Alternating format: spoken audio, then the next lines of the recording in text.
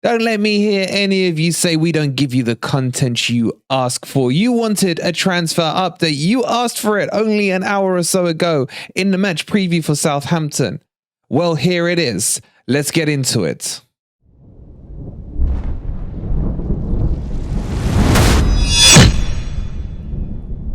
Good morning, good evening, or good night, wherever in the world you are, whatever time of day you're watching this. Hope you're having a wonderful day, and welcome to your latest Nottingham Forest transfer news. You ask, you shall receive on this channel. It's for the fans, by the fans, but all we ask in return is that you do hit that like button, subscribe to the channel if you are new, and if you want to support us and help with the production, just become a member for 99p. Click on the silver membership, and of course you get additional perks with that.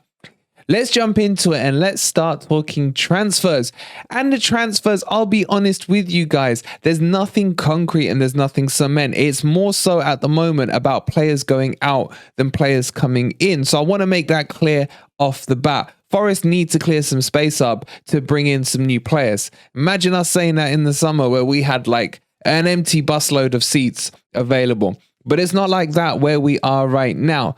One of the ones that's starting to gain some traction is Sarr coming from Watford to Forest with Dennis going back the other way. What the actual hell, man? I don't like some of the links I'm seeing with Forest. Now, I've got nothing against Sarr at all, but it seems like we're just doing a revolving door with Watford. And this has a lot to do with our new director that has come in, who was obviously from Watford beforehand. So expect some connections between Forest and Watford in this window. And it may be more than just Sarr. Do I see this happening? There's a couple of things for me that actually make it look that this rumor could gather some pace and gather some legs. One of them being Dennis's situation. There is still that rule that I explained yesterday about a player who cannot play in more than 2 clubs in any given season. That was relaxed during COVID and extended out to 3 clubs. However, that loophole was meant to be closed. Whether or not that has been closed, I don't know. So potentially, the reason I think there might be some strength in this rumor is that Dennis returning back to Watford is actually an option that can happen. Mark1, thank you for subscribing and welcome to the video. Guys, be a mark, go and subscribe. So for that to happen, if that loophole is now closed, Dennis can only play this season for Nottingham Forest or for Watford. And that's why this would make a little bit of sense to me. Now, is Sarr what we need? I say 100% no. I think he's a good player. His actual valuation is around 20 to 22 million pounds. So even if we were to get, this is like an Amazon transaction we're talking about. Basically, you get the product and you think, don't quite like it, 30-day money back guarantee. You send it back. But that's fine with Amazon. But if you do it from Argus, you only get gift store credit. And at the moment, what it seems like is Forest are looking for some gift store credit from Watford. And the only other person that's tickling their fancy right now is Sarr. So that's why I think this might have some legs. Watch this space. It just depends on the rules in terms of can Dennis go to Saudi, because he's also been linked to the MLS and to Saudi. And that will depend on the UEFA, FIFA, FA, whatever it is, rules on where he can play. But would you be interested in Sarr? My thoughts on Sarr are this. We've got enough pacey wingers. We don't need another one. And he would be another one that would come in and be basically a slightly more experienced version of Brennan, a bit more physical than him as well. And he has scored goals in the Premier League last season for Watford. But you're really just replacing Dennis with Sarr and literally just switching wings, because Sarr is more a right winger and Dennis being more a left winger, in my personal opinion. And what Forest need is not wingers right now. We need a number 9 and we need centre backs. And then as an added Brucey bonus, for me, a CDM. But they seem hell-bent on bringing in midfielders and attackers with width. So let me know your thoughts on that and let's move on. Moving on to the next player, it's a bloody another midfielder, man, and it's Decora from Everton. The 30-year-old, who they paid about 20 million for in 2020, is now out of favour at Everton and linked with Nottingham Forest.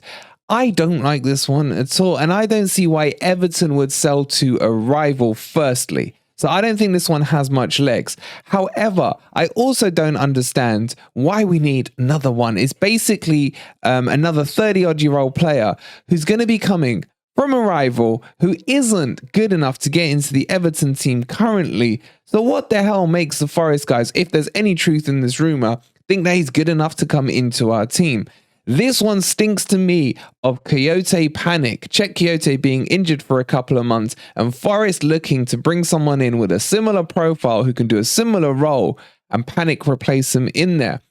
It is clear to me from the amount of rumours and links we've had over midfielders. Midfielders are more prioritised within the Forest hierarchy right now than a striker or a centre-back, which blows my freaking mind to kingdom come. It really does.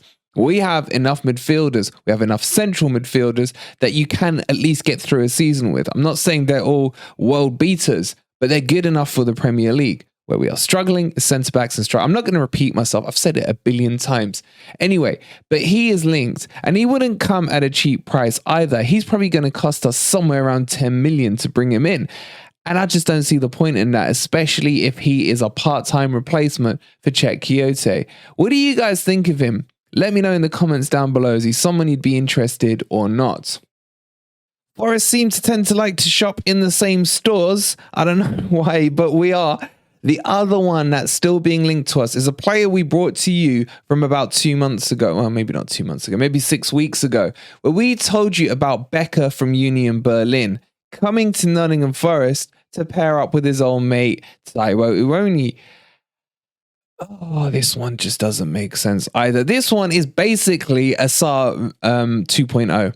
It really is, because either Forest haven't done their due diligence on this or they don't understand what's happened. He replaced Uoni up front, but he replaced him from being a winger. His natural position is wide on the wing on the right-hand side. And when Uoni went and they had that vacuum of not having a striker, up steps Becker and he's been banging in a few goals for them. Problem with this is he is not an out-and-out striker. And I don't know if Forest are looking at him as a winger or a potential striker up front. Or maybe they think it's FIFA and there's going to be a green chemistry link on Ultimate Teams between Becker and Uoni. I don't know. He's not going to come cheap. Union Berlin are probably going to be reluctant to sign him, seeing that we've already taken their star striker in the summer. So he will come at a cost. However, he wants to move to the Premier League. I'm not saying he's a bad player. He's actually really good and he is lightning quick. I think he's about 27 years old.